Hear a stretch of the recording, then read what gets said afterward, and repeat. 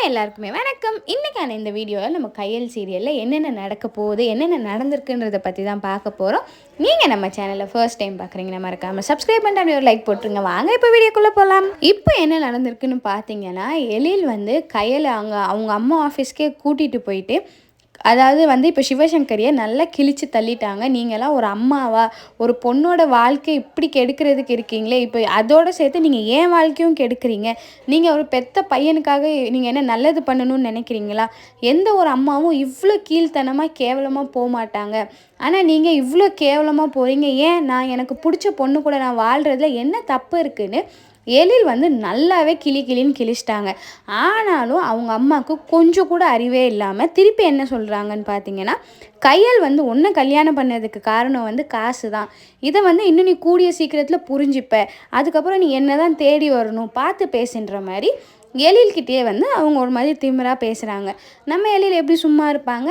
இவ எனக்கு காசுக்காக தான் கல்யாணம் பண்ணியிருக்காளா? சரி அப்படியே இருந்துட்டு போட்டும், அப்படின்னாலும் என் வாழ்க்கை தானே நாசமாக போகுது, உங்களுக்கு என்ன கவலைன்ற மாதிரி எழில் வந்து அவங்க அம்மா கிட்ட நல்லாவே செம்மையாக திட்டி விட்டுட்டு கையலை வந்து ரொம்ப சப்போர்ட் பண்ணி பேசியிருக்காங்க. அது பார்க்கவே ரொம்ப அழகாக இருக்குது. கையல் வந்து தடுக்கிறாங்க எழில, வேணாம் எழில் நீ பேசாத, அம்மா கிட்ட சண்டை போடாத, எல்லாரும் பார்க்குறாங்கன்னு. அப்போ கூட கையல் வந்து புரிஞ்சிக்க மாட்டுறாங்க எழில் வந்து யாருக்காக பேசுகிறாங்கன்னு. கையலுக்கு வந்து புரியுது அவங்க கையலுக்காக தான் பேசுகிறாங்கன்னு. இருந்தாலும் கையல் வந்து ஏன் யோசிக்கிறாங்கன்னா, அது எழிலோட அம்மா, அதுவும் எல்லோரும் பார்க்குறாங்கன்னு.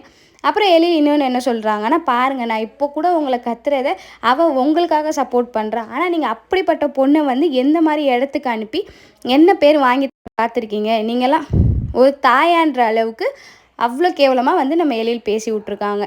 ஆனால் அவங்க அம்மா என்ன திருப்பி அடுத்து என்ன பண்ணலாம், கையில் என்ன கெடுக்கலாம், அதை பற்றி தான் யோசிச்சுட்டே இருக்க போகிறாங்க.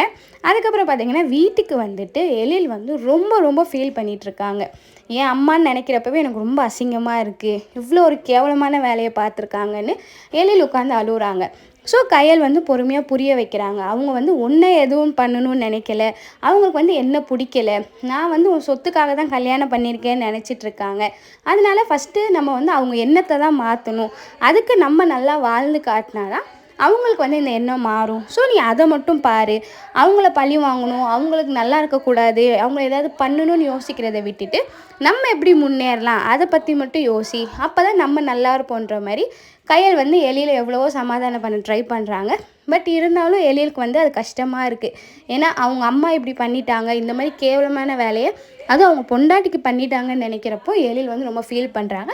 கையல் சமாதானப்படுத்தி அப்புறம் ஊட்டி விட்றாங்க. அதோட முடியுது. அடுத்து என்னென்னு பார்த்தீங்கன்னா, தேவிக்கு சீம் வந்து அது நல்லபடியாக நடக்குதா, இப்போ வந்து விக்னேஷ் வராங்களா, விக்னேஷ் அம்மா வராங்களா, நம்ம வெயிட் பண்ணி பார்க்கலாம். நீங்கள் நம்ம சேனல் ஃபர்ஸ்ட் டைம் பார்க்குறீங்கன்னா மறக்காமல் லைக் பண்ணிக்கோங்க. பாய்.